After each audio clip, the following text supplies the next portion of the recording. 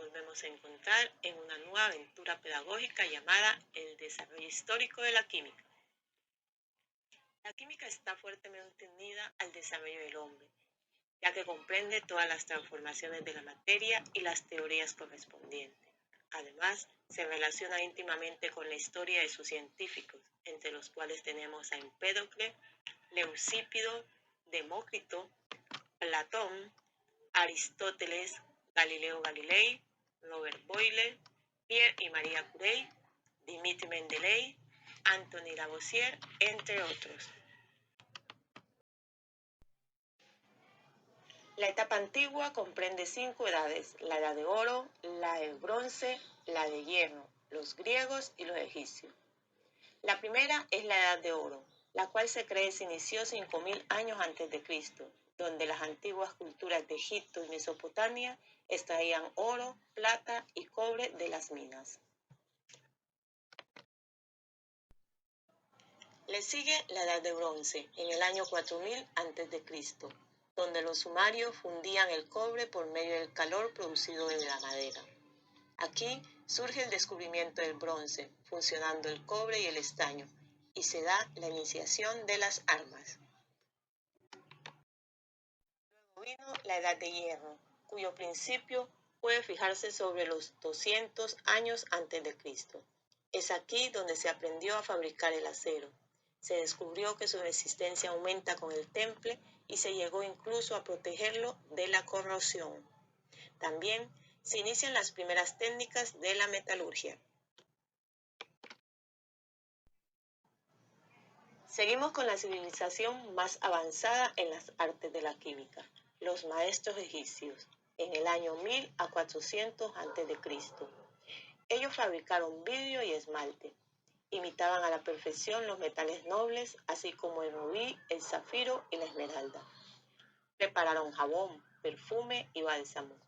Utilizaron el betún en embalsamientos y en decoración. Además, obtuvieron diferentes sales de sodio, potasio, cobre, aluminio y otros metales. Finalizamos esta etapa con los griegos, en los años 600 a 200 a.C. En esta etapa se destacan 3 teorías.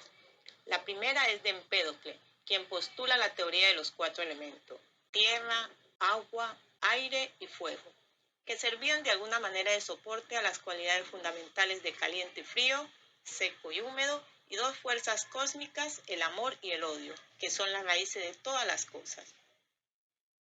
Otros griegos son Demócrito y Leucípido, quienes enseñaron la discontinuidad de la materia, en la cual existía un límite en la división, donde sus últimas partículas llamadas átomos son indivisibles, las cuales están separadas por vacíos, difieren en peso, tamaño y se encuentran en movimiento constante. También tenemos a Platón y Aristóteles, quienes descartan dicha concepción y proponen la teoría de la continuidad de la materia, donde ésta se puede dividir indefinidamente, es decir, que una partícula, por pequeña que sea, puede ser dividida en otras más pequeñas sin límite, conservando sus propiedades. Entre los siglos 7 al 12 llega la alquimia, la cual fue considerada una práctica secreta porque los hombres la relacionaban con la magia, pues los alquimistas se creían poseedores de la verdad y por ello no divulgaban sus conocimientos, razón por la cual crearon un lenguaje hermético con signos y símbolos. Uno de sus objetivos era convertir los metales innobles en nobles, por ejemplo, el plomo en oro, lo cual sería posible si se encontrara la piedra filosofal, lo cual no fue posible. El otro objetivo era conseguir la eterna juventud, la cual sería un hecho si se lograra preparar el elixir de la vida, y aunque tampoco lo lograron, se aportaron numerosos progresos en la química de laboratorio y en las técnicas de separación y destilación, pues obtuvieron alcohol o espíritu de vino y ácidos minerales como el nítrico y el sulfúrico. En los siglos 8 al 12 aparece la iatroquímica, una etapa de transición entre la química y una nueva práctica, la química médica, cuyo objetivo era la curación de las enfermedades mediante la preparación de remedios a partir de plantas y minerales.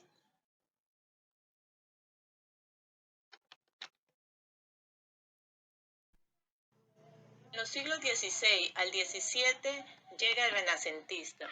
Es aquí donde se abandonan las especulaciones filosóficas de la Edad Media y se utiliza el método científico como método de investigación. Boyle establece el concepto moderno de elemento, combinación y de mezcla. Adopta la teoría atómica para explicar las transformaciones de la química. Formula la ley empleada en los gases llamada Ley de Boyle. Y es aquí, en este periodo, donde surgen las primeras academias de ciencia.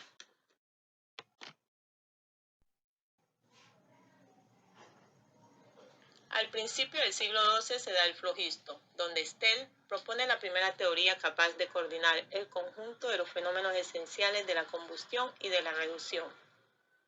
Postula que toda sustancia combustible tiene un principio inflamable llamado flogisto.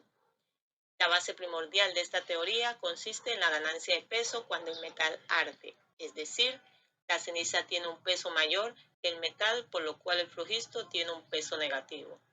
Su reacción es metal más calor produce ceniza más flogisto.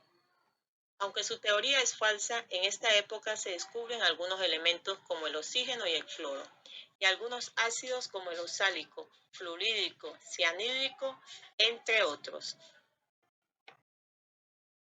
El modernismo a finales del siglo XVIII con Lavoisier, el cual destruye la teoría del flogisto al explicar el proceso de la combustión, respiración y calcinación en su obra Tratado Elemental de Química.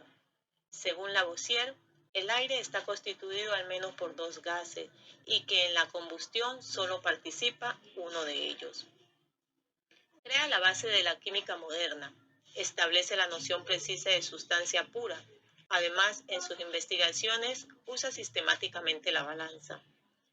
Participa en la elaboración de una nueva nomenclatura, introduce el método científico en la química y se le considera el fundador de la fisiología por sus estudios acerca de la respiración. Y finalizamos este recorrido por el desarrollo histórico de la química, con la etapa atómica, al principio de los siglos XIX y finales del XX. Entre sus representantes tenemos a John Dalton, creador de la teoría atómica y de la ley de Dalton, para mezcla de gases.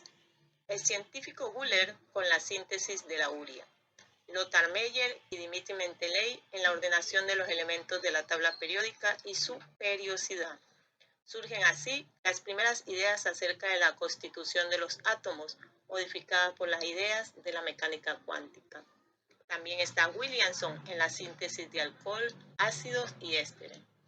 Holtzman realiza investigaciones sobre las aminas y las amidas.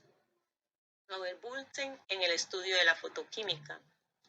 Y aparece también Kekulé con la tetravalencia del benceno. Henry Le Chatelier en el equilibrio químico. Svan Arrhenius y la teoría de los ácidos y bases.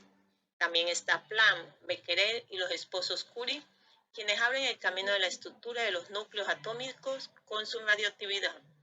También se define Hahn y Stresemann, quienes descubren la fisión nuclear. Fermi y Oppenheimer, quienes realizan la primera reacción en cadena, la base para la fabricación de la bomba atómica. A repetir. Mis queridos educandos, finalizamos con una tarea. Vamos a consultar la biografía de un científico que, pese a sus dificultades, haya logrado sobresalir gracias a la confianza en sí mismo. Nos vemos en la siguiente aventura pedagógica.